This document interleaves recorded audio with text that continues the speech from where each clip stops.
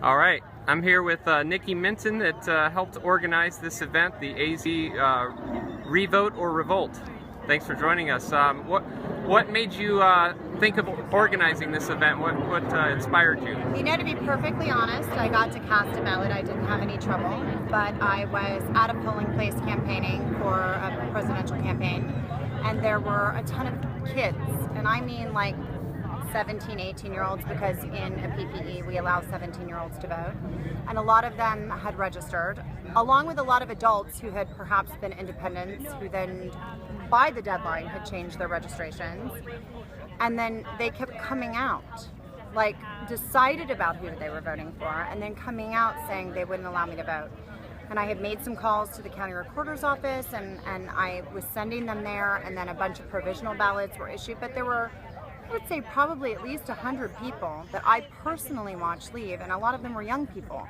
And I am someone And they were told they couldn't even cast a ballot? Or? No, because well, one of the things was with youth voters, I think, because there was a problem with the DMV, is that if they were of that age at 17 where they could have voted because they would have been 18 by the general. Right. Some of them had gotten driver's licenses in between, and the DMV had somehow interfered in that process in a way that I'm unclear about. Right. But what I will say is that those kids didn't get to vote, and for me, as someone who started when I was 16 in presidential campaigns and has spent most of her life registering youth voters, there was nothing worse for me than seeing kids that, if you engage them at a critical and crucial age, become lifelong supporters and are always engaged in democracy. And turning them away at their first opportunity to cast a ballot and to have a sense of actually being a participant in democracy means that they may not come back.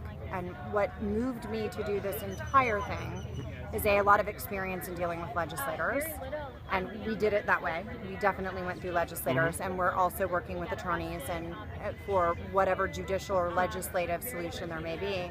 But for me, it was disenfranchised kids and wondering whether they're going to come back in November, and if they don't, that's just not okay with me. Yeah. We need them. I have an 8-year-old little girl. We need them. My little girl needs to feel like when she walks in and she casts a ballot, that is meaningful, and that if she's taken the time to register, that registration is significant, it means something, and she has the opportunity to do something meaningful with that ballot that she casts. And so for me, that was what all of this was, and I think it went wonderful, and I am so grateful to everybody who showed up, the legislators, the supporters, the protesters.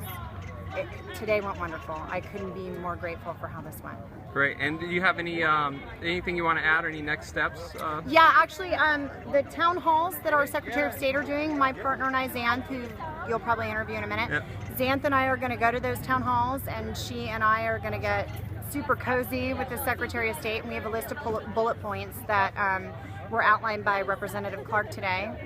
We came to those conclusions yesterday in a private meeting that we had with him. And so we are gonna push that and ask for her to sign off on that agenda and do something about what's happening. We are not gonna be satisfied with the status quo. There will be no more excuses of glitches and DMV errors and budget concerns. We are gonna fix this system from the inside, and it will be corrected one way or another for the people of Arizona. Well, thanks for joining us No today. problem. Please subscribe. Thank you, Jeff. You're welcome. Please subscribe to Rising Phoenix Media for more real news in Arizona.